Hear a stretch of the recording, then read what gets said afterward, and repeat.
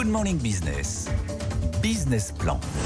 Il est 7h44 sur BFM Business et sur AMC Découverte. On va maintenant parler d'Elon Musk. Alors oui, vous allez me dire, ça ne va pas nous changer les autres jours, parce qu'on en parle quand même quasiment tous les jours. Mais là, on va s'intéresser à son projet politique. Boris Mananti, bonjour. Vous êtes journaliste et auteur du Bonimenteur. C'est aux éditions Le Rocher. Vous travaillez au service éco du Nouvel Obs. Vous n'êtes pas franchement un Musk addict. C'est pas une agiographie d'un passionné de tech, Béat. C'est pas ça. J'ai invité Anthony Morel à rester avec moi pour qu'il le défende. Pour contrebalancer, parce que bon. Non, mais pour vous, il a un projet politique depuis le début et tout est construit autour de ce projet politique, même son image. En tout cas, il a tout façonné pour aller dans un sens très particulier, très Musk. Oui, je ne vais pas le défendre, clairement.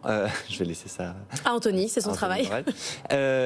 Clairement, il essaie de bâtir tout un projet, et ça s'est vraiment cristallisé avec le rachat de Twitter, qui tend à défendre des valeurs très conservatrices, que je qualifie d'extrême droite.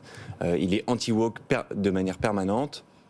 Sa nouvelle IA qu'il crée, c'est vraiment, il officialise que c'est vraiment pour contrer les valeurs trop ouverte aux États-Unis, et il veut vraiment aller dans ce sens-là. Mais où est-ce qu'il ment pour vous concrètement ? Pour le mensonge, là pour le coup, c'est sur vraiment toute sa carrière. Il redéfinit en permanence.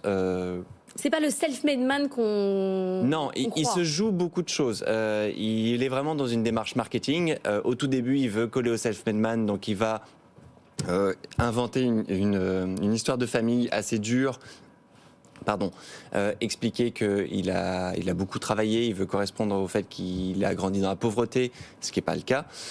Ensuite, il va réinventer son image pour coller au mythe d'Iron Man. Il veut apparaître toujours comme l'Iron Man de la vie réelle, le sauveur de l'humanité, ce qu'il n'est pas. L'inventeur génial qui aurait eu plein d'idées comme Tesla, alors que c'est pas forcément lui qui les a eues. Ouais. Alors c'est là que je peux quand même contredire. Allez-y, la parole est à la défense. Non mais effectivement, vous avez raison de dire que c'est Tesla, parce qu'effectivement il y a eu des fondateurs, il a été l'un des investisseurs et ensuite il a repris l'idée. Mais la question c'est, est-ce que finalement ce qui compte c'est pas l'accomplissement ? Parce que qu'il rebâtisse, remodèle son histoire et sa légende, on peut lui reprocher de pipoter un peu, personne dira le contraire.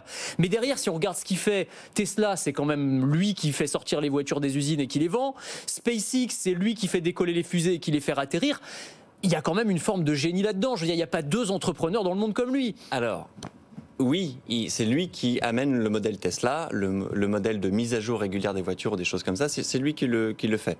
Moi, je suis un peu plus tempéré sur le côté, c'est lui tout seul. C'est rarement lui tout seul. Tout seul. Enfin, c'est lui qui porte le cap, on va dire. Voilà. Sur le côté mensonge et marketing de la chose, moi, je pointe quand même quelques limites, qui seraient par exemple Tesla qui se vante avec un autopilote, avec ce mythe que la voiture va se conduire toute seule dès le début, un peu comme un avion.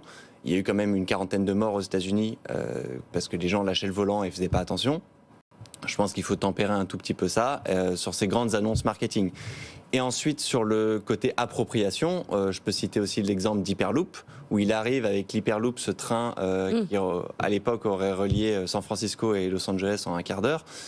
Idée géniale, etc. C'est un génie, sauf que cette idée, il l'a complètement pompée à une autre start-up et il l'a jamais mise en œuvre. Il a reconnu d'ailleurs qu'il ne la mettrait jamais en œuvre et que c'était 10 personnes a réussi à la mettre en œuvre. Oui, c'était pour booster le marché, quoi.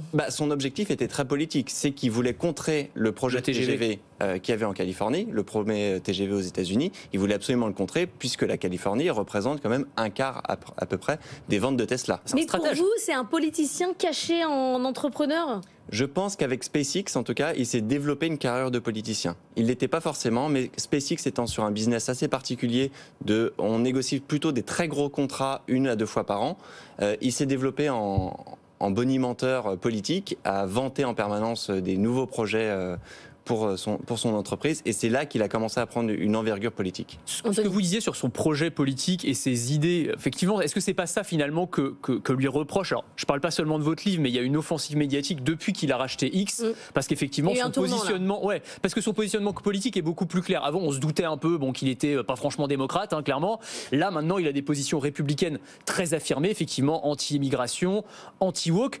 Mais là encore, je veux dire, est-ce qu'on peut le lui reprocher ? Est-ce que finalement, ça fait pas une forme de rééquilibrage par rapport au reste de la Silicon Valley qui est franchement démocratolâtre, on va le dire comme ça. Est-ce que c'est si grave qu'il y ait finalement une voix dissonante qui a un point de vue complètement opposé ? Je suis pas sûr que ce soit une voix dissonante. De plus en plus de patrons de la tech, on voit qu'ils s'alignent sur ce que fait Musk, notamment en termes de management, de licenciements hyper abrupts. Quand il rachète Twitter, il licencie des milliers de personnes sur un simple email. C'est très violent. Je parlais plutôt des idées politiques. Voilà, il respecte pas forcément le droit du travail, et ça, plusieurs entrepreneurs le suivent. Mark Zuckerberg a dit que c'était un modèle de management quand même. On est sur ce moment-là où Elon Musk apparaît comme le génie du management, ce qui vante, alors qu'on est sur une posture qui est très très rude, qui est très très dure et qui ne correspond pas du tout au droit du travail dans de nombreux pays. Sur le positionnement purement politique, il a une chambre d'écho avec Twitter qui est immense, que n'ont aucun autre patron milliardaire, et milliardaire, et aucun autre de défendre des idées comme ça dans le monde entier. Là, on le voit qui multiplie les rendez-vous partout dans le monde avec tous les dictateurs et autocrates. Ça envoie un signal assez fort. Il vous fait peur? Alors personnellement, c'est... Vous écrivez un livre dessus, c'est bien que... Non mais il vous fait peur, son projet politique Je pense qu'il n'est pas sur la bonne pente, ça c'est certain. Ça s'appelle Le Bonimenteur, c'est aux éditions du Rocher. Elon Musk, le Bonimenteur. Merci Boris Mazanti d'avoir été avec nous tout de suite.